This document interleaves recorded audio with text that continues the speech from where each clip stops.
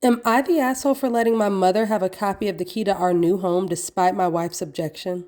I, male 34, recently bought a one-story house. Note that it was purchased solely by me. My wife did not help me save for it at all. I started saving for it before I even met her, and it's 100% in my name.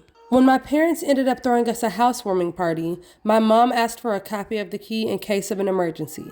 I let her have it, which made my wife upset. She didn't say anything at the time, but she waited till we were alone and then started arguing with me, saying that I shouldn't have let my mother have a copy of the key to our house. I said, why? My mother has always respected my privacy and she's a very trusted member in the family. She said that she doesn't feel comfortable with the idea of someone else who's not a resident to have a copy of the key. She also brought up how my mother didn't pay a penny towards the house, so it should disqualify her from getting a key.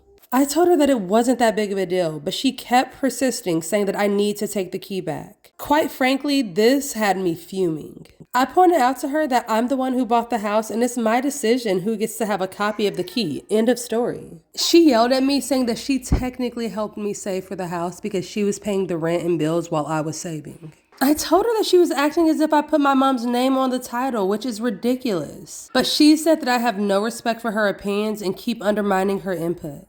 Now she's saying that she's putting her foot down and she's going to take the key back if I don't do it myself.